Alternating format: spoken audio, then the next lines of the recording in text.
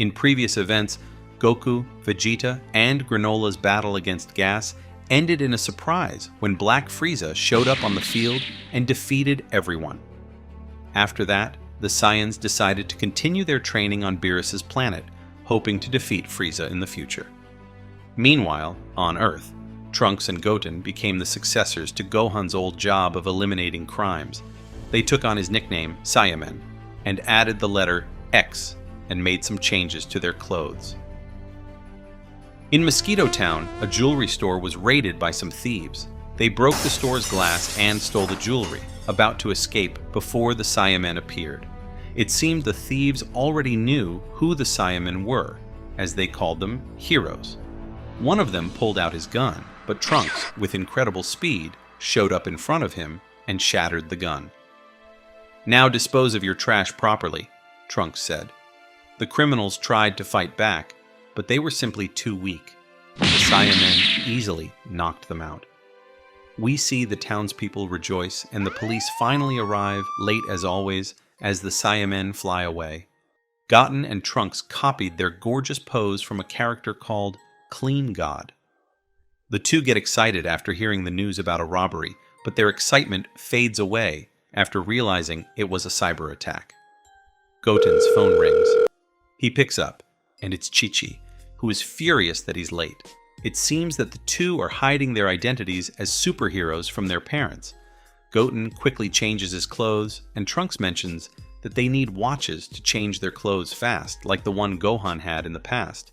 Then he says that he will ask Pilaf to make 2 for them. After that, Goten says goodbye and leaves. Trunks gets lazy to change his clothes, so he decides to fly right away to his house. But suddenly, he notices that his grandparents are shopping right in front of him. His grandpa sees him, but he quickly covers his face with the helmet. Their pet smells him from miles away and recognizes him, so he comes and starts caressing his legs. "Well, superheroes are beloved by everyone," said Trunks. Then he orders the pet to sit and flies away. "I'll really be in trouble if Mom finds out I've been slipping off studying to play hero." We return to the side of the grandparents as they were shopping for flowers in the town. Suddenly, their pets start to bark at a group of robots running across the street. The grandpa is confused. "Those robots belong to our company. What's gotten into them?" he said. Then we see a giant zombie appear in front of the grandma, and she screams. The next day, at Capsule Corp, Trunks checks on Pilaf to see if he finished the task he gave him yesterday. Pilaf answers that one of the watches is finished, and the other will be completed by tomorrow. In exchange, Bulma doesn't need to know about him stealing the Dragon Balls, and that's the deal between the two. Bulma enters the room and yells at Trunks that he's late for school. We see Mai coming inside with a heavy box. Trunks carries it for her. He was about to ask her for something, but changed his mind and left. Bulma finds out about Pilaf stealing the Dragon Balls from her room. There were cameras inside that spotted him. She orders him to give them back, and he apologizes and executes her order. Trunks arrives late to school. He tries to sneak in through the window, but the teacher finds out and gives him a warning. If he continues to break the rules, he will be expelled. A small conversation takes place between Trunks and his friend Compass. Trunks expresses that he doesn't want to run his family corporation. Rather, he wants more excitement in his life.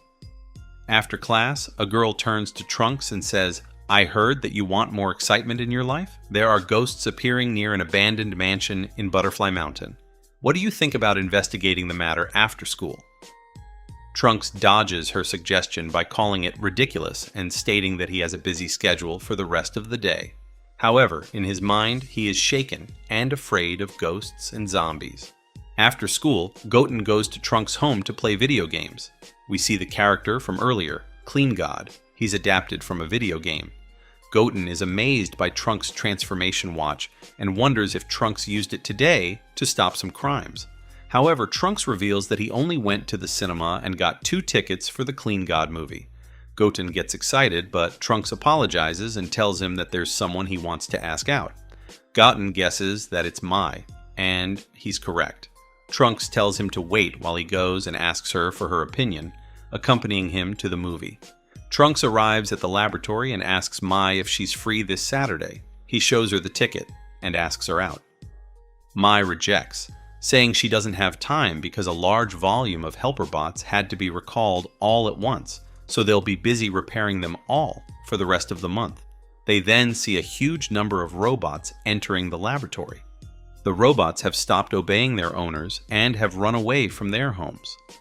Pilaf claims that he created these robots and that it's impossible for him to make a mistake, suggesting that someone has likely tampered with them.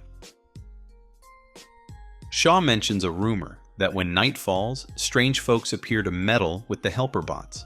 Trunks immediately concludes that by stopping these robots, Mai will be free on Saturday night, and he's delighted that there are some criminals he can stop. Trunks returns to Goten. "Get up! It's Saiyamon action time!" After sunset, the two wander the streets of the city, looking for any suspicious characters. Trunks remarks that the streets look scary at night, and although people say that ghosts appear at night, he doesn't believe they exist. Goten jokes with him, saying, "Both our dads have died and come back as ghosts." Trunks responds, "It's not the same." Suddenly, he collides with a giant zombie body and screams, "I believe in them!" The zombie hides his face and continues walking. Goten suspects that he might be the criminal they are looking for, so they follow him. He walks past a robot and its master. Then he presses a button on a remote he was holding, and the robot runs away from its master. Now the two are sure that there's no doubt this zombie is the one they are after. He gets into a car, and the two fly and follow his path. They see the car heading to a mansion. Trunks mentions that his classmates talked about this abandoned mansion having ghosts at night. One of the zombies inside notices one of the students sneaking into the palace and catches him. Yes, they are Trunks' classmates. Immediately, Trunks presses the watch and transforms into Saiyamon, rushing inside to rescue his classmate.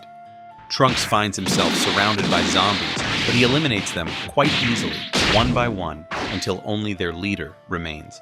Trunks tries to land a blow, but it has no effect on him.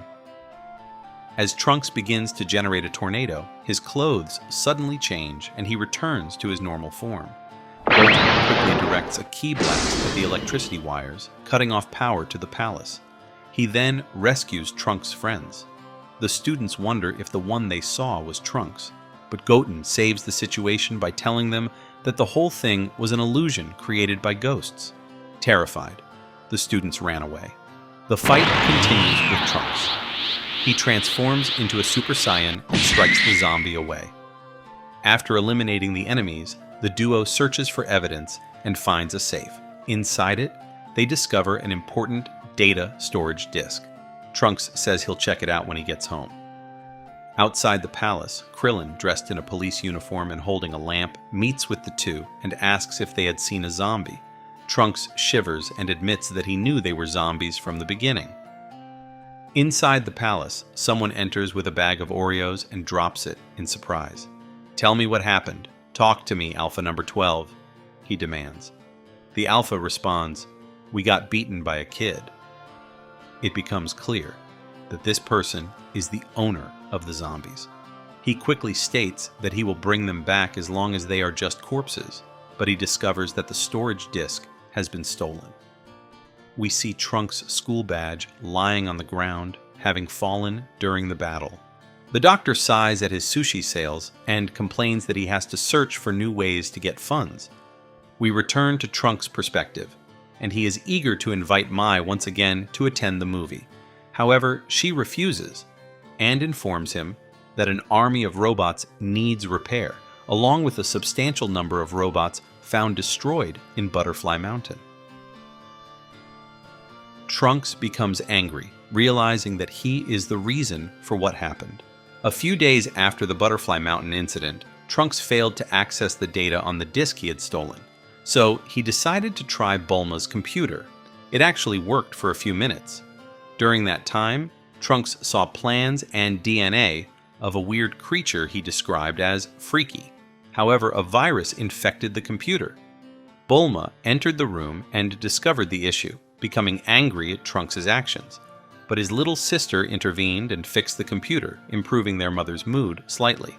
We transition to a new scene where Bulma asks Trunks to accompany Mai to high school, as it's unusual for a girl her age not to attend. The professor introduces Mai to the students, and she sits next to Trunks.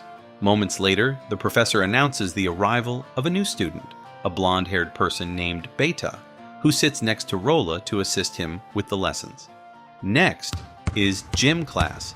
Trunks showcases his skills in front of Mai, but Beta swiftly snatches the ball from him and dashes towards the basket.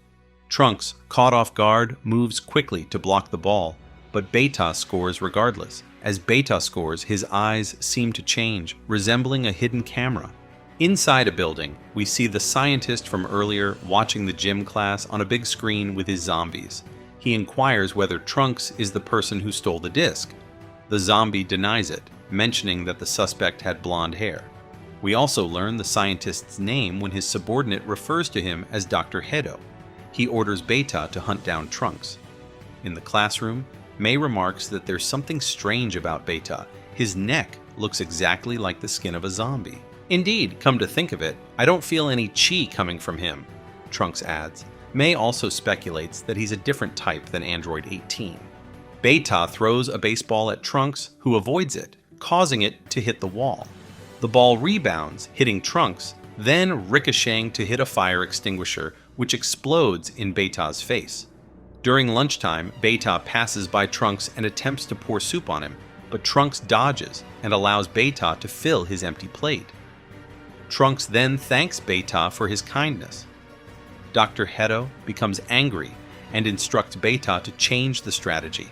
Indeed, in the mathematics class, we see Beta and Trunks standing in front of the blackboard attempting to solve equations. Trunks ends up failing most of them, while Beta answers all with full marks. We witness Dr. Hedo celebrating the victory, although it will not aid him in his investigations on the disc.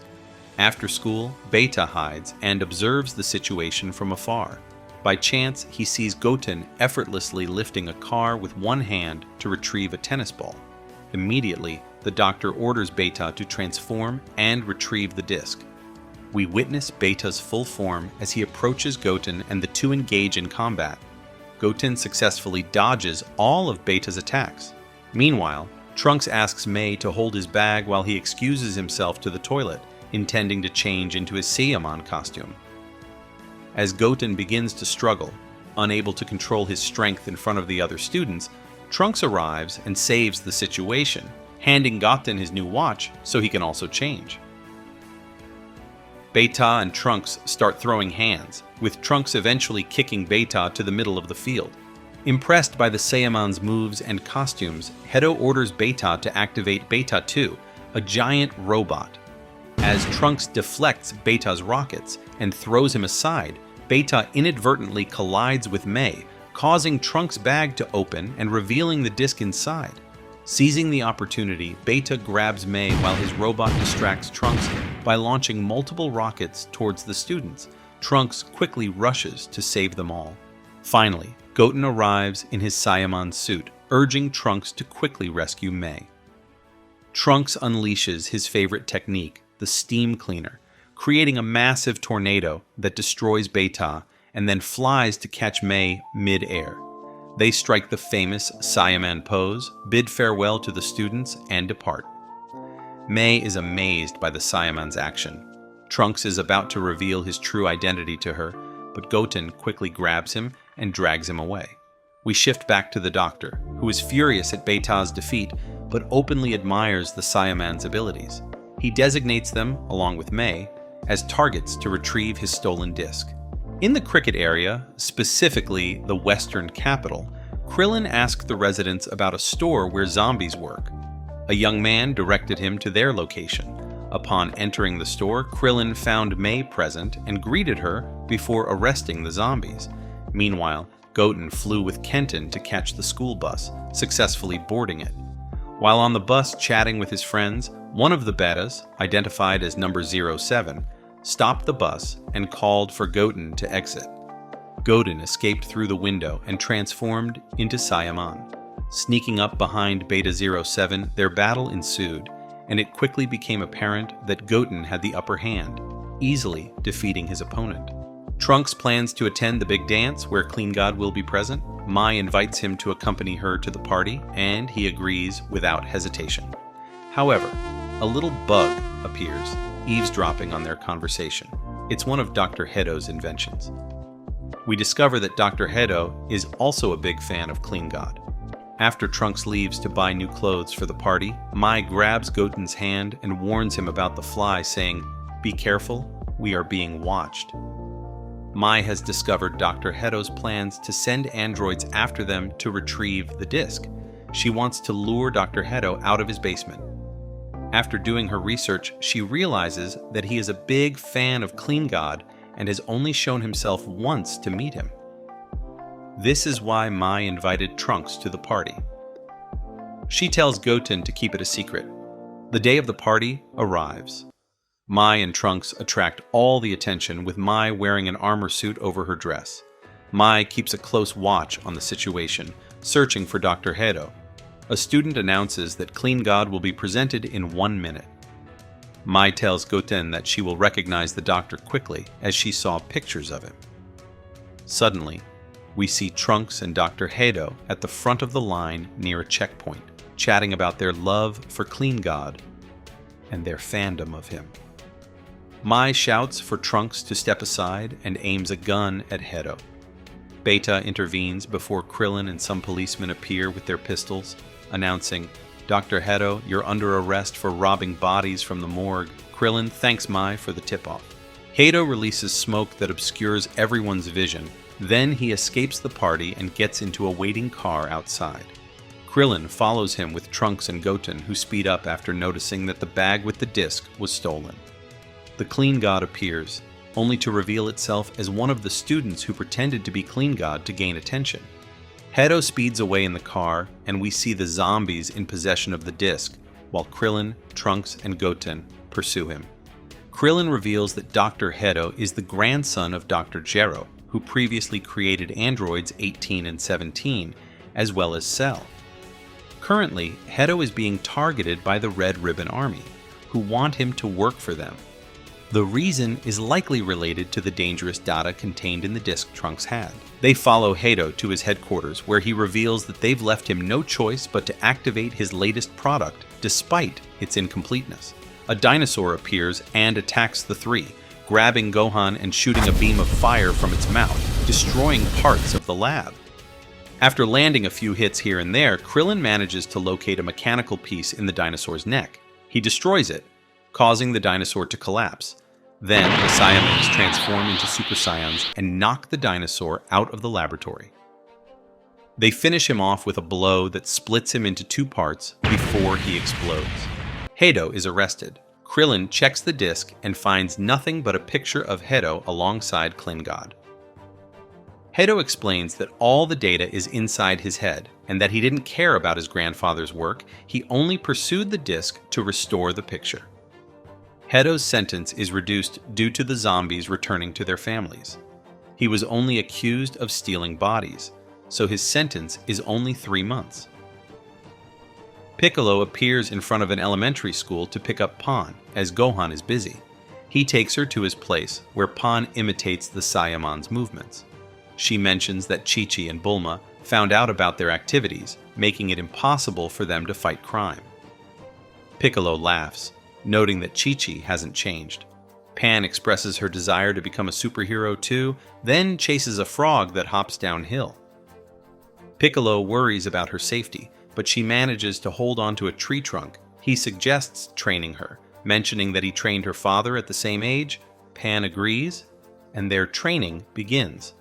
In the Western capital, specifically at the police station, they discuss Magenta's intentions to revive the Red Ribbon Army, which once ruled the world. Krillin explains that Dr. Hedo is the grandson of Dr. Gero, who previously worked with the Red Ribbon Army. Hedo inherited data on a bioorganic weapon from his grandfather, posing a threat to the world. The police plan to wait for Hedo's prison term to end and monitor any contact with the Red Ribbon Army to locate their base of operations. The Red Pharmacy Company, a cover for the Red Ribbon Army, is led by Magenta, who discusses plans with one of his followers regarding Dr. Hedo's release from prison in 3 months. Magenta reveals his intention to conquer the world. 3 months later, as Dr. Hedo leaves prison, an explosion occurs, and Magenta arrives in a car to welcome him. Aware of his driver's spying, Hedo tracks him using a cyborg wasp. He overheard their discussion about resurrecting the Red Ribbon Army, and then we see him join Magenta in the car. Krillin spies on them from a distance, then jumps onto the car to eavesdrop on their conversation. Magenta proposes funding, facilities, and 300 million per android to entice Hedo. Hedo answers that he's not sure, and his goal is a little different from conquering the world. As the wasp attacks Krillin, he dodges her attack and lets her crash into the car. While fighting the wasp in the air, Hedo states that he's inspired by superheroes. Magenta tells him their real goal is to eliminate dangerous people and create a peaceful world under their control, but Hedo refuses, saying this world is built by force for the sake of wealth and power, which doesn't pique his interest. This time, Magenta offers $1 billion for each android Hedo makes, and his subordinate takes out a gun as a form of threat. The doctor says that he has injected himself with a special compound that makes his skin resistant to bullets, and that a single sting from the cyborg wasp leads to death. Krillin hears that part and quickly bends down and kills the cyborg with his gun. It seems that Hedo is convinced to join the gang. He asks about their biggest obstacle, and Magenta reveals it to be a secret group affiliated with the Capsule Company, likely aliens with the goal of taking over Earth. Hedo gets mad at their pretense of heroism while concocting evil schemes. Magenta adds that their organization includes Majin Buu and King Piccolo as well. Hedo restarts the wasp, knocking Krillin away from the car. He declares his goal to create the greatest androids the universe has ever known, confirming his partnership with the Red Ribbon Army. After half a year, we see Pan and Piccolo training. It seems that she has become stronger since the last time we saw her. She jumps after Piccolo to direct a kick, but he blocks it and throws her away, thus ending their training for the day. Pan takes out a bottle of water and gives it to Piccolo. He is very happy and tells her that she has better talent than her father. Pan says that she wants to learn to release ki, but Piccolo explains that mastering the basics is necessary first. Then he tells her to try to fly. She stands in place trying to control her ki. She relaxes, but unfortunately, she's unable to do so. Pan cannot fly yet. Piccolo encourages her that it is still early for her, and that she has full time to learn because in the end, the blood of the Saiyans is running in her veins. She inquires about her father, whether he is stronger than Goku. Piccolo says, "That's right." Well, maybe not right now. Currently, he does not need to fight. Of course, in times of need, he will fight again, and with that, Pan leaves to her house alone. And we see her running quickly from the forest to her home. The next morning, while Piccolo was practicing his favorite hobby, meditation, he heard the phone ringing in his house. He went to pick it up. Videl, the caller, asked him if he was not busy in the afternoon. She wanted him to take Pan to school because there is a martial arts tournament in which she wanted to participate. Piccolo inquired about Gohan, so she told him that he didn't leave his room for days, and that he's been busy preparing a research report that he will submit soon. Videl thanks Piccolo and tells him that she will buy him something to eat, but he says that he only drinks water. She says, "What about another doll?" She hangs up, and we see a group of dolls in Piccolo's room, wondering why she brings him stuffed toys every time. Piccolo gets angry with Gohan and flies away to his house. At Gohan's house, we see him completely focused on his laptop when he hears scratching sounds coming from his windows. It's Piccolo, who has come to visit him. "Hello, Piccolo," Gohan greets him. "I heard that Videl asked you to pick up Pan from school again. Thank you very much for your help." Piccolo then asks him what he's doing. Gohan's report is on insects. When these ants sense danger, They glow and transform, just like a Super Saiyan. But Piccolo gets angry and questions whether this research is more important than taking care of his daughter. "I mean, we've got you to help out," Gohan responds, and Piccolo asks about training from time to time, stating that they never know when the next great evil will rise up. However, Gohan brushes it off, saying that Vegeta and Goku will take care of it. Piccolo directs a blow with his elbow, and Gohan blocks it, then follows it with a kick to the stomach. "Heh, you've been slacking," Piccolo remarks as he changes Gohan's clothes to those of the time when he trained under the Namekian. Gohan thanks him and offers to send him another plushie, but Piccolo gets angry, stating that he doesn't want those fuzzy things. Gohan is surprised by Piccolo's mood. Piccolo returns to his house, where he is focusing on his training. Suddenly, a huge ki blast heads towards him, causing a big explosion. Despite the blast, Piccolo remains unharmed. "Who dares interrupt my training?" Piccolo demands. Then he sees an android with the letter 2 on its suit. "You must be King Piccolo," the android assumes. "Sorry, I'm just a regular Piccolo," the Namekian corrects him.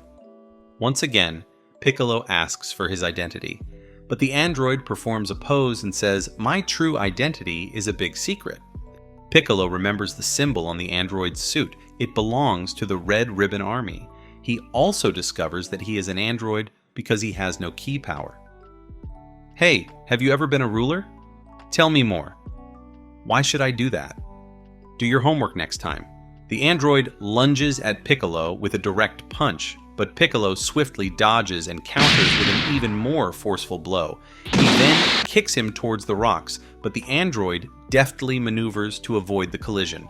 In a remarkable display of agility, he swiftly closes the distance and delivers a direct punch to Piccolo's stomach, followed by a jump and a kick to the top of his head, sending Piccolo tumbling to the ground. Unfortunately, the android doesn't sustain damage. Piccolo takes off his clothes and unleashes a flurry of punches at the android, but each strike misses its mark. Suddenly, a well-timed kick from Piccolo catches the android off guard. The android executes a backward flip and draws his gun, aiming directly at Piccolo's hand. He hits Piccolo's, and then, from the swirling smoke, he continues to fire shots.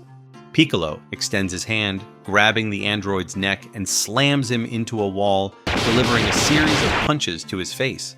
The android realizes Piccolo's ability to regenerate and stretch. As they continue their intense battle, the android appears to gain the upper hand, claiming he has analyzed all of Piccolo's movements. Stepping back, Piccolo unleashes multiple ki strikes, all of which the android expertly dodges. Pulling out his gun once more, the android fires a powerful ki blast, resulting in a massive explosion. Amidst the smoke, the android searches for any sign of Piccolo but finds nothing, thinking Piccolo has been blown to pieces. Unbeknownst to him, Piccolo has actually flown a short distance away from the blast site. Determined, Piccolo resolves to track down the androids to uncover their whereabouts. After tracking the android, Piccolo discovers the hidden Red Ribbon Army headquarters. Sneaking in, he captures one of the guards and takes his uniform, allowing him to blend in and follow the android undetected. As he explores the area, a soldier questions why he's stationed there. Piccolo quickly improvises, claiming he's been reassigned to guard duty. The boss insists that rookies like him should be at the front gate, but another soldier intervenes, suggesting they give Piccolo a chance. We witness Dr. Heto's meeting with the big boss, Magenta, accompanied by the androids. The doctor commends the android for completing his mission. The first android asks the second if he saw Piccolo's body, and he replies that he has turned into atoms. Android 1 expresses frustration, showing from the replay screen that Piccolo vanished without a trace. However, the second android reassures him, stating that Piccolo doesn't know their hidden base, and even if he does, we get the chance to take down their nasty gang all at once. As the meeting commences, a follower activates a large screen on which the face of Goku is displayed. They believe that he is just an average lieutenant. Then they display a picture of Vegeta, and as a caption, it says that he is one of the enemies who should not be trifled with. Next on the list is the horrific Majin Buu, and finally, Hercules, whose true strength eludes us. Hedo reassures them that there is no need to worry, as even King Piccolo did not stand a chance in the face of the Gamma 2. Hedo tells them that once the Gammas eradicate the entirety of that dastardly secret organization, starting with Bulma herself, they will easily dominate the rotten world. Magenta interrupts him and says, "Will Cell Max be ready soon?" Dr. Hedo responds that it's unnecessary, as the Gammas make Cell Max non-essential. However, Magenta insists, and we see Cell Max in a glass container, and Piccolo is shocked by the scene. Dr. Hedo explains that Cell Max's body is largely complete, but the control program for his mind can't be rushed. Magenta expresses impatience. "I noticed your reluctance in making Cell Max compared to your dedication to work when it comes to the Gammas. Admit that you don't relish using Dr. Jiro's plans as a blueprint." Dr. Hedo assures him that Cell Max will be ready soon. Magenta becomes enraged, demanding that he wants Cell Max to work now. "Take it easy, Commander. This beast is a veritable monster that far outclasses the previous Cell. We can't unleash him now. With no way to control him, Cell Max would destroy the world you hope to rule over."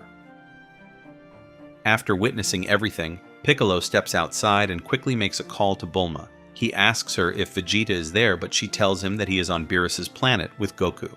Piccolo urges her to contact them immediately, as they are on the edge of a new crisis. Bulma says she will try to reach them. Piccolo then flies to the Kami Temple to obtain some senzu beans. Upon arrival, Piccolo retrieves only 2 senzu beans. Bulma interrupts his conversation with Karen. She couldn't find the device to contact her husband. Piccolo says that this could get rough without Goku and Vegeta. Based on his battle, it is possible to say that in terms of strength, Gamma 1 and 2 are equal to Vegeta and Goku. Karen asks, "What about Son Gohan? You once said he could be the strongest guy on the planet if he put his mind to it." Piccolo answers that he is a little used to us right now. As for androids 17 and 18, he is sure that Dr. Hedo knows about their exploits from Dr. Gero's data, and of course Buu is taking a deep nap right now, which leaves Piccolo to be the only one left to defend Earth. He addresses something about Dende being able to give him what he needs. Meanwhile, Bulma finally finds the device and contacts Whis, who is preoccupied with Goku and Broly's training. The two of them are having a nice battle. "Nice one, you're getting the hang of this fighting stuff," Goku complimenting Broly. Then Broly responds, "Yes, but it is still difficult." Goku decides to raise the level of the battle so that Broly can quickly adapt and get used to the fighting atmosphere without letting his anger control him. The events take us back to the day when King Vegeta exiled Broly and his father to the planet Vampa, wary of Broly's great power. For 41 years, they lived outside the realm of civilization until they were found by one of Frieza's followers, Chilai and Lemmo. After joining Frieza, they headed to Earth, where Goku and Vegeta found themselves battling Broly. Frieza killed Broly's father and lied, blaming the Saiyans for his death. This enraged Broly, leading to a power boost that surpassed Goku and Vegeta's abilities. However, through the fusion of Gogeta, they were able to overcome Broly's incredible strength. Following this incident, Broly, Chili, and Lemmo returned to planet Vampa. Goku invited Broly to train with him on Beerus' planet. Back to the present, Broly still struggles during his training, often unleashing his anger. Goku asks Vegeta for his opinion, but Vegeta remains focused on his meditation training. Goku teases him. Vegeta explains his philosophy. Jiren, Broly, Moro, Gas, and even Frieza have all proven that we are inferior to them. Our physical bodies have long since been honed to their limits. The main difference lies in how we utilize them. To command 100% of our power, we must force our bodies and spirits to relax outside of the moments when we attack. Whis applauds Vegeta's wisdom and suggests a sparring match between the three, but Goku and Vegeta doubt Broly's ability to control his power. Whis amends the suggestion to just Goku and Vegeta. Meanwhile, Beerus wakes up from his 4-month nap and questions why Broly and the others are on his planet. He smells the food that Lemo prepared, tastes it, and decides to allow them to stay. Beerus then notices the other stranger Goku brought to his planet. He asks, "Why is she here?" before he gets charmed by her appearance. "Stay as long as you like," Beerus said. Whis notes that Beerus has a particular preference in women. Whis sets the rules. No Kamehameha, no transformations, no long-range attacks, just normal fighting. Goku suggests they eat before beginning their match. Piccolo finally arrives at the Castle of God.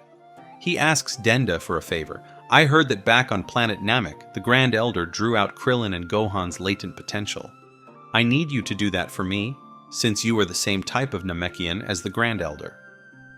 Unfortunately, Dende is unable to do that until he gets older. "But hey, why don't you use the Dragon Balls?"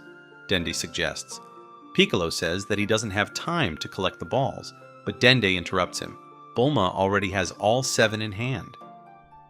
She's been gathering them up and making what one might call frivolous wishes to prevent anyone else from using them for evil purposes.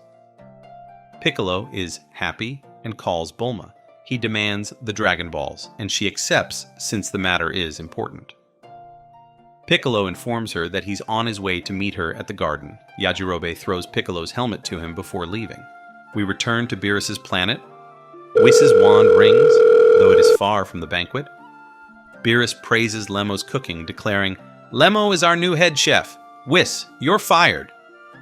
Whis responds, "Oh no, how will I ever go on living?" And the Oracle Fish laughs at his joke. Goku and Vegeta prepare to fight. Whis gives the starting signal, and the two begin their combat. The fight starts off evenly matched, with each landing blows on the other. However, it becomes apparent that Vegeta is gaining the upper hand. Whis suggests that it may be due to his recent meditation training, but Beerus doubts this. As Goku and Vegeta engage, they create a powerful storm, but Vegeta emerges victorious, hurling Goku into a nearby lake. Broly smiles as he enjoys the spectacle. At Capsule Corp, Piccolo summons Shenlong to fulfill his wish. "Shenlong, can you draw out my latent potential to the limit, just like the Great Elder used to do?" he asks. Shenlong confirms that it is possible and grants his request. Piccolo is surprised by his newfound strength after Shenlong fulfills the wish. He then delegates the remaining wishes to Bulma, who decides to use the wishes for trivial desires. She wishes for her eyelashes to grow 2 millimeters longer. After Shenlong disappears, Bulma expresses regret, shouting that they should have used the wishes to summon Vegeta and Goku. Piccolo then blames her for squandering the wishes. He suggests that they leave and return to infiltrate the enemy headquarters once more. Meanwhile, Trunks calls Goten and fills him in on the situation. "Dude, you need to get here. Find a way to sneak away from your mom and bring the watch." In the Red Ribbon Army headquarters, while Piccolo is spying on them, a soldier questions him about where he went earlier. Piccolo explains that he was in the restroom due to stomach problems, miraculously escaping suspicion. Magenta's right-hand man discusses targeting Gohan, citing his past feat of defeating Cell and his potential threat if he returns to training. The leader responds that they cannot act until Cell Max is ready. The servant explains that Gohan rarely leaves his hideout. Magenta suggests kidnapping Gohan's daughter to lure him out. The doctor disagrees. Kidnapping a child is reprehensible, but Magenta dismisses his opinion. "When I want a scientist's opinion, I'll ask for it." He orders soldier number 3 to select 2 operatives. He picks number 15 to the task. Then we see Piccolo raise his hand and say, "Can I participate? I lived near Gohan, so I've seen his daughter before." Number 3 opposes, "Pipe down, rookie, don't speak out of turn." Magenta says to let him go as long as he knows the girl's face. As they depart in an aircraft, Piccolo sees this as the perfect opportunity to lure Gohan out. The soldier outlines the plan. wait for Pan's school to end. When her mom comes to pick her, we wait for the right moment, and bam, we nab them both. The soldier checks on Piccolo's stomach troubles and warns him that they are nearby, so he should avoid any accidents in the aircraft. As they arrive at the elementary school, their aircraft, parked in the middle of the road, causes a disturbance to the residents. Piccolo and the soldier, unconcerned, discuss their plan. The soldier suggests taking advantage of the situation, since Pan's mother is late to pick her up, making it easy to kidnap the child. He advances towards Pan and the teacher. "Hey Pan, your mother asked me to take you home. Are you ready to go?" He extends his hand to grab the little girl, but Pan punches him in the stomach, causing him to faint. Pan tells the teacher that she doesn't know this stranger. Piccolo catches him. Pan recognizes Piccolo even behind the mask and says that she can sense his Kai. The teacher asks Piccolo if that guy is his friend, and he apologizes for the disturbance. Piccolo carries the soldier and holds Pan's hand, and then they head toward the aircraft. The traffic policeman stops them. "Hey sir, is this your aircraft? You know you can't park here." The policeman notices Pan and recognizes that she's Hercules' daughter, so he allows them to continue on their way. Pan asks who the aircraft belongs to, and Piccolo tells her it belongs to the Red Ribbon Army. Then he hands her some handcuffs and orders her to wear them, and she does so with pleasure. We see Piccolo driving unsteadily, and Pan laughs at him. "Yeah, it's not exactly my forte." He then tells Pan the whole story and adds that she needs to pretend that she's kidnapped and act scared to lure Gohan. Pan isn't sure her father will come to save her, but Piccolo assures her that if he doesn't, he will beat him. The soldier finally awakens. He tells Piccolo to keep his mouth shut about what happened, and we see the two finally arrive at headquarters. They put Pan in a chair while she's handcuffed. The soldier starts recording her as she pleads for her father to rescue her. The right-hand man compliments the soldier for his work. Then he commands them to fetch Gohan. Pan tries to grab some Oreo pieces from the table, but the right-hand man prevents her from doing so. Piccolo is ordered to accompany the soldier again. The two fly off to Gohan's house. Piccolo calls the soldier to the nearby window, and they knock on it. Gohan opens and asks if they want something. Piccolo is surprised how Gohan didn't recognize him even when his little daughter did. The soldier draws his gun and demands Gohan's compliance. With a flick of his finger, Gohan pushes the gun away and yells at them to leave before he calls the cops. The soldier takes out his phone and shows him the video of his daughter crying for help. Gohan is shocked and angry. He shatters the window and destroys the gun. He transforms into Super Saiyan and screams, "What did you do to my daughter Pan?" The soldier reassures him that she is fine and asks if he can kindly come with them. Gohan screams at him to lead the way. Piccolo is relieved that Gohan is finally going to fight. Upon reaching the enemy headquarters, we see Pan standing at the top of the building while the first and second Gammas are guarding her. We also see Dr. Hedo, Magenta, and, of course, his loyal servant. Gohan flies out of the aircraft and lands on the ground, causing the soldier to fall from the shock. Pan is happy that her father came to save her. Gohan flies directly towards his daughter, ignoring the reception of Gamma 1, but quickly the second Gamma reacts and hits him before he reaches his daughter.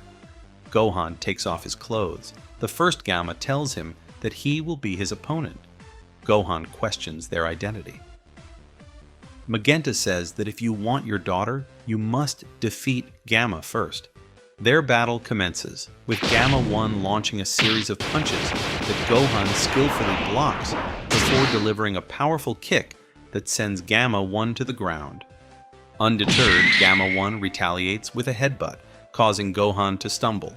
Gamma 1 follows up with a fiery kick, which Gohan struggles to block, resulting in a significant crater in the ground. "See, he came for you," Piccolo said to Pan.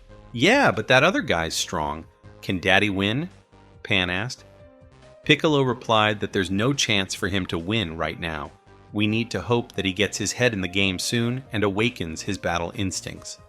Gohan asks who the Gamma is. "A superhero." Gohan gets confused. He then receives successive blows from the Gamma, "Are you an android?" Gohan asks. The Gamma confirms that he's smart to figure that out. Gohan asks why they resort to cheap tricks like kidnapping his daughter. The Gamma explains that the kidnapping plan was not his idea, and he's only executing orders in his quest for justice. Gohan wonders what justice he's talking about. The Gamma then turns around and strikes a punch to the back of Gohan. Meanwhile, everyone is wondering what's happening deep down. Suddenly, a light shines, and Gohan emerges with a Super Saiyan transformation. Dr. Hedo comments that this transformation proves they're aliens. The Gamma expresses no surprise at Gohan's strength. Gohan throws his glasses and prepares to use the Kamehameha. The Gamma dodges the Kamehameha with his kit, then responds with a key shot from his gun. Gohan returns it to the side, and it goes towards the soldier, who runs away. The Gamma apologizes to him before receiving a kick from Gohan to the face. Pan is happy that her father is finally winning, but Piccolo is worried about the situation. "It's just like this when I faced the other one," Piccolo remarks. As they fight, the Gamma methodically learns Gohan's moves and capabilities. The Gamma blocks Gohan's punches, indicating that he understands his gist. He tells Gohan that with his current strength, he's no match for him. Gohan rushes towards the Gamma again, but he blocks all the blows, grabs Gohan's neck, and strikes. Then he lifts him up and starts kicking him around, while Piccolo and Pan watch. Piccolo asks her to scream, as if she's in a lot of pain. He lifts her up, and she starts screaming. Gohan gets angry, and Gamma asks Piccolo to put the little girl down. Gohan's anger increases, and then we see the iconic transformation, Ultimate Gohan. Outside the cinema, the movie Clean God has just finished airing. Krillin and his family are leaving, feeling happy after watching it. Suddenly, Krillin senses Gohan's energy and becomes curious about what's happening. Then, his boss from the police department calls. They've located the Red Ribbon Army's base under a lake. Krillin wants to investigate, but Android 18 gets upset. She asks who called, and Krillin explains. She insists on joining him. We return to the ongoing battle between Gohan and Gamma. Gamma attempts to repel Gohan's blow, but Gohan's current transformation proves more powerful. With each strike, Gohan gains the upper hand. Gohan shouts Pan's name, but the Gamma tells him that their fight is far from over. Meanwhile, Piccolo and Pan rejoice as Gohan gradually regains control of the battle. Dr. Hedo and Magenta grow increasingly agitated as they watch. "You said something about an evil organization," Gohan remarks as he kicks Gamma away. Gamma takes out his gun. "I am pointing at you," he declares, then fires a key shot.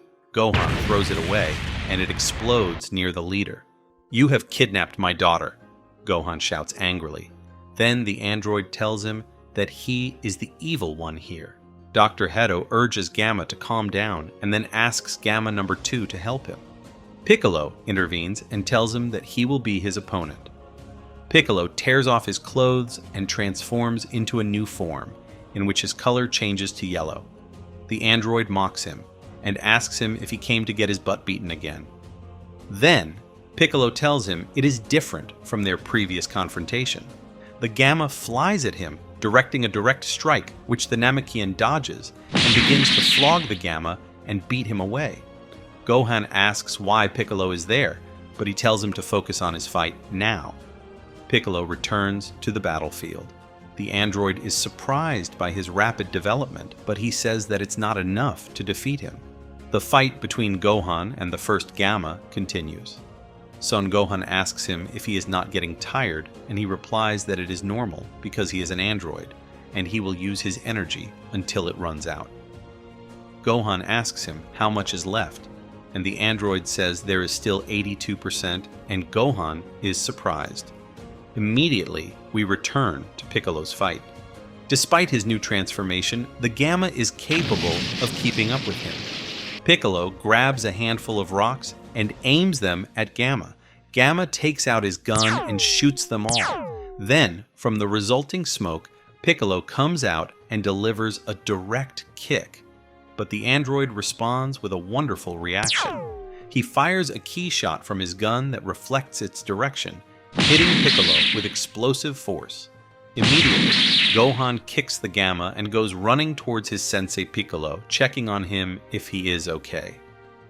Listen well, Gohan, we're up against androids, so dragging this out won't do us any good. We've got to finish this in one go. The two fly towards their opponents and deal fatal blows. Gohan follows the Gamma into the sky. The Gamma shoots him with his pistol, but it's no use. Gohan is flying toward him like an arrow. Piccolo pins the second Gamma to the ground, but in a moment he surprises him and knocks him away. Then he aims his pistol at Gohan. Gohan avoids all his bullets. Then we see Piccolo carrying an entire building and aims at the Gamma, which he narrowly avoids and flies to the side of his partner. The two Gammas stand together, and number 2 suggests that they attack Gohan or Piccolo together at the same time. Gamma then answers him, asking, "Are they really evil people?" "Of course they are." This is what our maker said. Meanwhile, Gohan and Piccolo are complaining about the opponent's strength. The Gamma fires again for the second round, but this time they together target Piccolo as they planned. Their attack succeeds, as Piccolo falls to the bottom of the building with a blow. Gohan flies quickly and grabs the first Gamma and tells him to stop what he is doing. Piccolo throws the second Gamma away. We see him preparing to execute Masenko's attack. It's a shame. You don't seem like a bad person. You're just following the orders given to you. He shoots the Gamma with his special attack, Masenko, but the Gamma creates a barrier and blocks the strike. Gamma says that Dr. Hedo's orders could never be wrong. Piccolo asks, but what if Magenta's intel are wrong? Gamma looks at Hedo, and doubt creeps into him. He tells Piccolo to be silent, then kicks him directly in the face. Before Piccolo falls, Gamma grabs him and starts throwing him around, then delivers the final blow to the ground. A vision of Shenron appears, and Piccolo hears something about additional energy being added to him by the dragon. Piccolo's mark glows, and then a light shines. Emerging from the ground, Piccolo undergoes a new transformation, appearing more mature and serious. We go back inside Capsule Corp. Bulma explains to Trunks what is happening. He informs her that Dr. Hedo was the one who created the androids and that he himself fought some old versions of them. Bulma becomes angry, asking him why he hid such important information from her. Trunks retorts that it's her fault for never listening to him. Just then, Goten arrives. Finally, Bulma lifts their punishment and instructs them to show her where Piccolo is, but Trunks mistakes him for Dende. Bulma attempts to call Piccolo to inform him of their whereabouts, but he doesn't pick up. Trunks suggests that Krillin might know something about this, since he is responsible for the case. Bulma agrees, stating that Android 18 could also be of help. We return to Piccolo's fight, where he has emerged in a new form from Hell. Gamma 2 attacks furiously, landing blow after blow on Piccolo's stomach. However, the onslaught fails to completely affect the Namekian, who stands tall. With a single punch, Piccolo strikes Gamma 2, sending it crashing to the ground and defeating it. Piccolo remarks that Shenron wasn't joking about the little addition. Hedo and Magenta are shocked. Despite Magenta's orders, their soldiers' gunfire proves ineffective. As the soldiers flee with Magenta and his right-hand man, Hedo wonders what they are doing. Meanwhile, Pan breaks free from the handcuffs, leaping from above to confront Magenta and his soldiers. Magenta's right-hand man takes out his gun and starts shooting Pan, but she dodges every bullet. The second Gamma intervenes, questioning his actions. Realizing which side is the villain, we see Pan beat the right-hand man till he loses consciousness. Piccolo orders Gohan to stop fighting, and we see a funny shot between Gohan and the first Gamma. Piccolo says that there is a misunderstanding on both sides. Magenta enters a secret tunnel, and Dr. Hedo follows him, telling him to stop and not to make any unnecessary decisions. The Gammas can still win this. They are just confused because they know which side is evil. Magenta responds, that it's his mistake to create the Gammas with a sense of heroism and justice. The leader takes out his gun and says that he has been waiting for this moment for so long. He shoots Dr. Hedo, who falls from his vehicle. Magenta runs towards the Cellmax activation machine, but Dr. Hedo appears right behind him. Did you forget that I've modified my skin to make it relatively resistant to kinetic impact? Hedo said. Then he takes his clothes off and reveals his hero's uniform and orders Magenta to retreat immediately. We also see Magenta changing his clothes and mentioning something about replicating Dr. Hedo's hero costume. Then he appears in his own hero attire and states that his suit has similar properties. Hedo activates his wasp robot, which stealthily approaches Magenta and stings him on the neck. The leader's complexion shifts, indicating that the poison has begun to take effect. Indeed, Dr. Hedo remarks, "As a researcher, I couldn't resist your generous financial support. I'll take all the money I want and escape with the Gammas." Magenta loses control and starts pressing buttons on the machine randomly, then breaks the machine and strikes it with his head, causing smoke to fill the room. Meanwhile, the atmosphere outside seems calm and everything appears normal. Bulma arrives at the scene in her aircraft, accompanied by Trunks, Goten, Krillin, and Android 18. Bulma mentions that she's brought backup, except for a less reliable cop, referring to Krillin. Android 18 stares at the Gammas, while Goten and Trunks admire them. Piccolo is amazed at how much Trunks and Goten have grown since the last time he saw them. The Saiyans suddenly undergo a mutation and rapidly grow in size. Krillin is surprised by the sudden change, considering they were just fighting the Gamma moments ago, and now everything seems fine. Gohan is upset about it until he realizes it's Krillin and apologizes because he can't see well without his glasses. Piccolo comments, "But doesn't your eyesight improve when you transform?" We return to the doctor's side.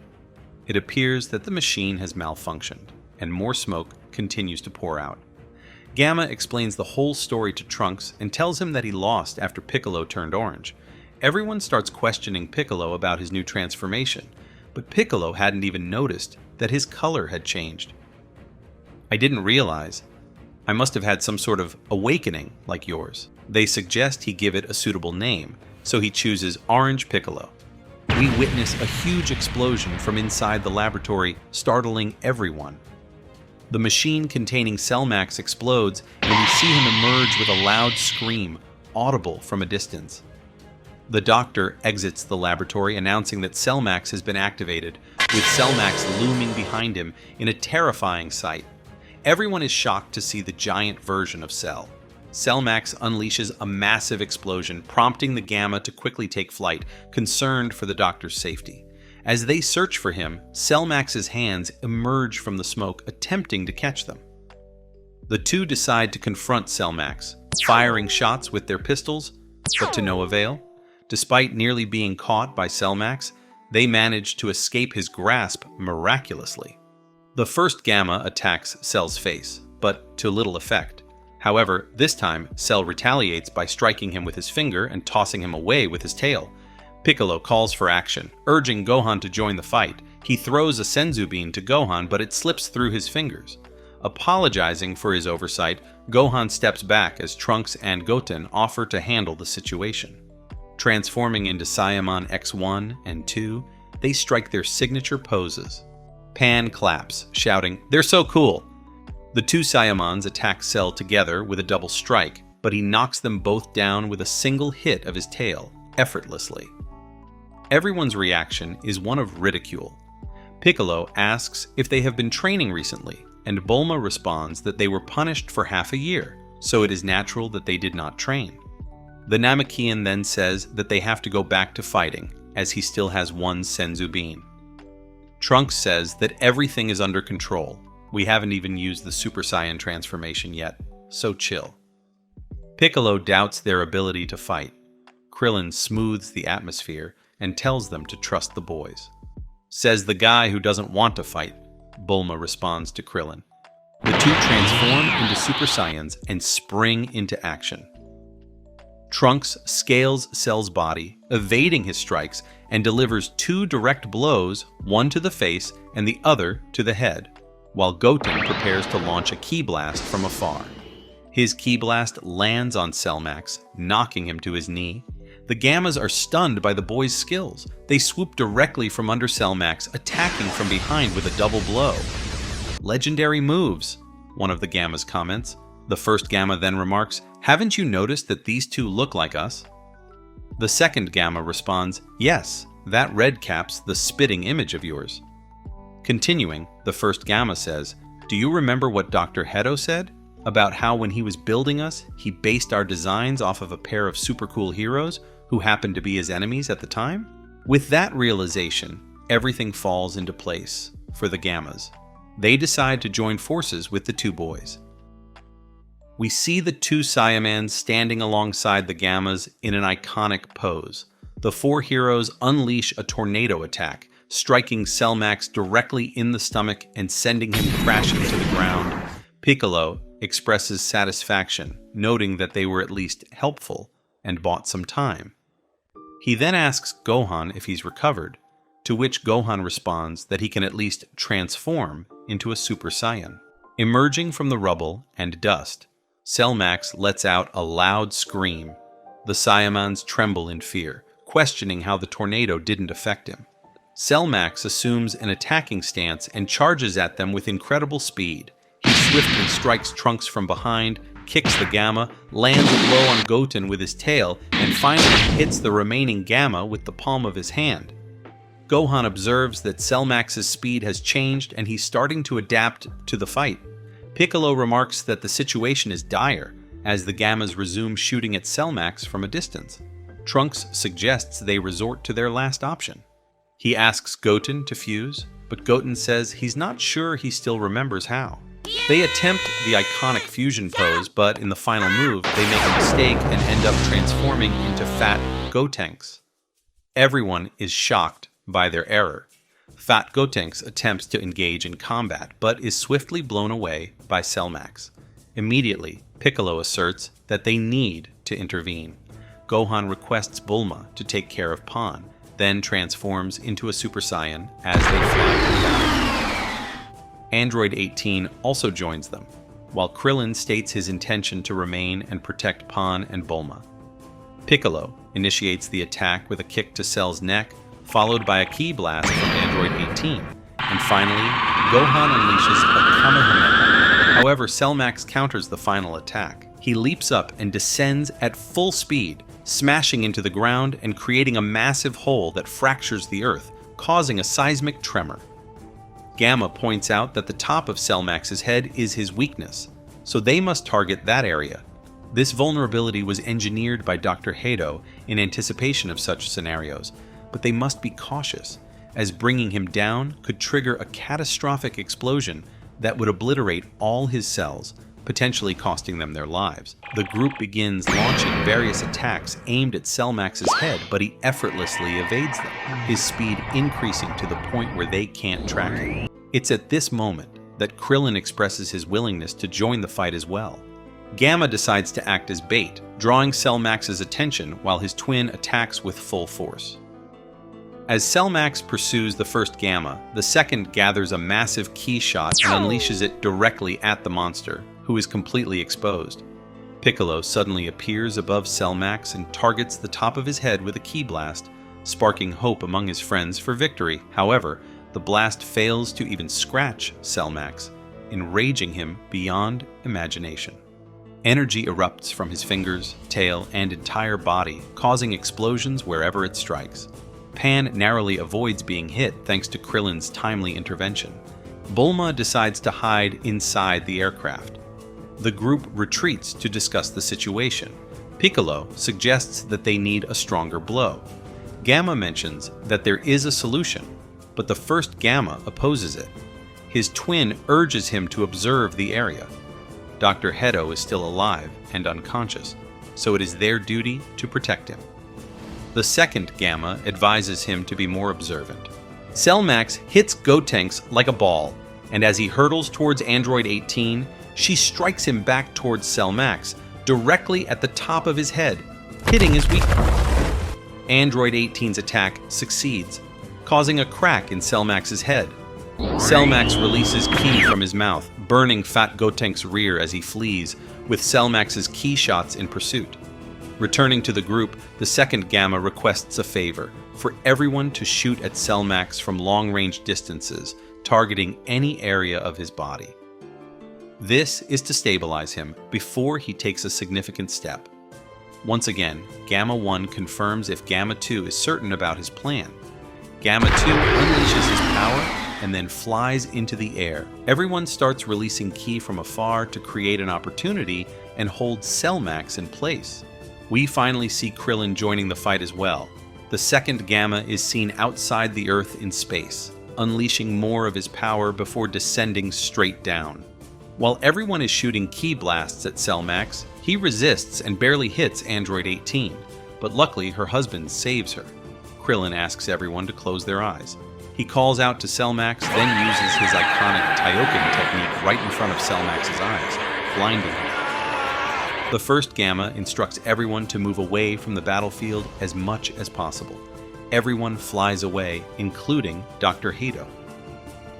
The Gamma finally arrives at Cellmax with a legendary attack that destroys the entire area, an attack everyone believed would end Cellmax's life. Unfortunately, he misses his head and lands on the monster's arm, cutting it. The Gamma falls to the ground and loses consciousness. Cell lifts his leg, preparing to crush the Gamma before Piccolo quickly saves him by transforming into Orange Piccolo and stopping Cell's foot. The rest of the group helps from a side by shooting ki blasts at Cellmax. While Piccolo resists, Gamma 1 quickly intervenes and grabs Gamma 2, then takes him to where Dr. Hedo is lying. Krillin tells Piccolo to transform into a giant, just like he did in the past during the Tenkaichi Budokai tournament when he grew in size. Piccolo fulfills his request and transforms into a giant matching Cellmax's size. Piccolo imitates Cellmax's attack and releases ki from his mouth, sending the monster flying far away into the rubble of a building. Gohan rejoices, stating that with this technique, victory will be theirs, but Piccolo tells him to stop dreaming. Getting bigger in size doesn't mean getting stronger. It's just a trick, and it's also hard to fight like this. The Namekian takes out a senzu bean from his belt and asks Gohan to eat it. Gohan hesitates, saying, "But that's yours."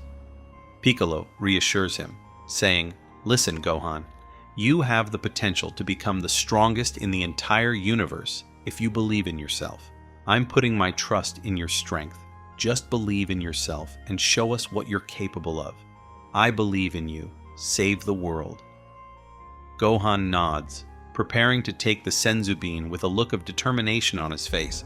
However, before he can, a ki strike from Cellmax hits Piccolo's hand, causing the pill to fall away. The last senzu bean is lost. Cellmax attacks Piccolo, throwing our heroes into complete turmoil. Krillin and his wife try to retrieve the pill, but Cellmax is vigilant.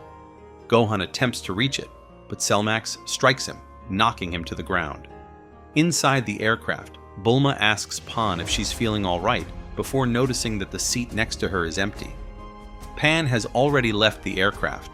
Miraculously, Gohan rises to his feet and Pan speeds past him, jumping onto the senzu bean and flying. Gohan is shocked and overjoyed to see Pan flying. His daughter tosses him the bean and he catches it, finally eating it. He transforms into Ultimate Gohan and instructs, "Tell Bulma to move the plane a little further away and wait there with her." Pan replies, "Okay, Daddy, fight real hard, okay?" Gohan gives her a thumbs up and then flies to support Piccolo, who is fighting Cellmax. Despite knowing he is weaker than Cellmax, the Namekian directs blows and receives others, fighting ably. The two continue their equal battle, and Piccolo manages to blow up Cellmax's face. Emerging from the smoke, Cellmax prepares to catch Piccolo, but Gohan swiftly flies and strikes Cellmax, knocking him to the ground. Successive Kai strikes follow, then he seals it with a large one. Piccolo calls for everyone to gather immediately. He declares that he will do everything in his power to knock out Cellmax, and when the time comes, he wants Gohan to shoot him directly in the head with everything he's got. "Got it," Gohan answers. Piccolo emphasizes his words, "Are you really hearing me? Every last bit! Hold nothing back! All your strength in one doozy of an attack!" Cell emerges from the wreckage as Piccolo prepares to attack. Gohan begins charging his energy as a fistfight unfolds between Piccolo and Cell Max. Piccolo is beaten and insulted, and his comrades pity him, but he orders Gohan to focus on his energy.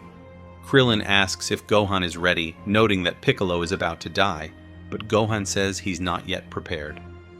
Defying death, Piccolo rises again, enduring punch after punch. Fat Gotenks tries to help, but he is thrown away. Krillin and Android 18 make a new attempt, but it fails. Cellmax easily overpowers them. Gamma also uses his weapon, but Cellmax disappears and reappears behind him, striking him with his tail. Everyone is thrown to the ground. Piccolo rises once more, stating that this may be the last time, and declares that he will slow down Cellmax. Cellmax jumps with a kick in the air, but Piccolo grabs his leg and resists, then seizes his tail and strikes him with it. Enraged, Cellmax releases ki energy from his mouth, causing Piccolo to lose one of his hands. Gohan becomes worried and tries to intervene, but Piccolo stops him, insisting that he stay focused until he's 100% ready. We witness Cellmax employing a new technique. He forms a black energy ball surrounded by swirling electricity. Gradually, he increases its size and then launches it toward Piccolo. The Gamma flies towards it, but the ball hits both Piccolo and the Gamma, enveloping them in smoke. Suddenly, Gohan becomes increasingly angry, eventually screaming and unleashing his fury. Everyone is bewildered by what is happening as Gohan undergoes a transformation. His appearance changes, with sparks emanating from him and his hair standing on end. Gohan assumes a new form, a transformation never before seen in his character's history. As Cellmax moves to punch Gohan, the blow fails to even budge him. Gohan remains unaffected. Is that all you've got? Now it's my turn. Gohan prepares before swiftly disappearing and delivering a powerful kick to Cell's abdomen, sending him crashing into a building, causing it to collapse. Piccolo suddenly falls from the sky, but is unharmed. Fortunately, the Gamma uses the barrier technique to block the final blow. Cellmax emerges from the wreckage, emanating a black ki energy larger than before, expanding to extraterrestrial proportions. Suddenly, we witness an arm extending and twisting around Cellmax. Despite being weakened, Piccolo still has enough energy to support Gohan. "Come on, Gohan, you can do it!" he encourages. Gohan assumes the Masenko stance as Cellmax begins to maneuver himself, attempting to shake Piccolo loose. However, Piccolo remains steadfast, using his wings to fly and pulling Piccolo closer. The Gamma intervenes with his weapon, causing one of Cellmax's wings to explode, while Krillin and Android 18 deal with the other wing. Despite the resistance, Piccolo tightens his grip on Cellmax, restraining him like a snake. Gohan raises his hand, finally ready to unleash his attack. Gohan finally unleashes Masenko Sabo in an iconic shot. Simultaneously, Cellmax launches his black ball. A clash erupts between the two energies, with Gohan and Cellmax pushing their powers to the limit. Trunks and Goten intervene, striking Cell's hand. The Masenko penetrates the ball, while Piccolo pins Cellmax's head to target his weak point, shattering it. The attack extends beyond the scope of the battlefield. Finally, the monster falls, his head crushed. Piccolo and Gohan share victorious expressions. Krillin and the androids prepare to celebrate before Gamma warns them to move away quickly, as Cellmax is about to explode. The creature begins to swell. Piccolo grabs Trunks and Goten, pushing them to safety. The explosion engulfs the battlefield, completely destroying the Red Ribbon Army's secret headquarters. Bulma remarks on their fortune for staying away. Android 18 helps her husband out from under the debris, while Dr. Hedo and Gamma emerge unscathed. Pan rushes from the plane to her father and coach, but she gets scared from their new transformation. They return to their normal forms, sealing the moment with a heartfelt hug between father and daughter. Piccolo looks at Gamma 2. It appears that he has died. Piccolo acknowledges that without Gamma 2, they wouldn't have been able to defeat Cell Max. Meanwhile, Gohan wonders if Goku and Vegeta could have handled Cell Max. Piccolo snaps at Gohan, emphasizing the importance of remaining sharp even in peaceful times. He asks Gohan about the last attack, and Gohan apologizes for his poor imitation of the Makanko Sabo. However, Piccolo praises the attack, much to Gohan's delight. Gamma 1 explains that Gamma 2's final attack was a suicide mission, using all his energy in one last effort. Piccolo credits this attack for weakening the monster and hails Gamma 2 as a hero. Dr. Hedo expresses gratitude to everyone for their efforts in saving the world, but blames himself for creating the Cell copy and Gamma 2, paying the price for his folly. Krillin reassures him, noting that he was also manipulated by their organization. Dr. Hedo admits he knew what the right decision was, but the temptation of substantial research funds blinded him. Android 18 admonishes him for damaging the android's reputation. Bulma marvels at Hedo's survival, but he corrects her, pointing out his modified skin's resilience, much to Bulma's dismay. Trunks mentions Bulma's own alterations, earning a scolding from his mother. Bulma then asks about Hedo's next steps, and he reassures her he'll turn himself in with Gamma 1. Krillin acknowledges the investigation's aim to arrest him, but expresses reluctance. Piccolo suggests they let it go, acknowledging Hedo's faults. Hedo then proposes joining Capsule Corp, which angers Android 18, who dismisses his idea. Bulma inquires about Hedo's knowledge of plastic surgery, and he confidently affirms his expertise in biology and medical licensing, making the task seem straightforward. She expresses to him the importance of his talents to her company, and personally welcomes both him and Gamma, who will serve as the doctor's bodyguard. However, she cautions him against plotting any conspiracies against her. Bulma seeks Piccolo's opinion, to which he responds that he's not opposed and finds it preferable than using the Dragon Balls for her whims. Bulma becomes angry and tells him to stop. Piccolo smiles. Pan appears behind Piccolo, laughing, then gathers energy and takes flight.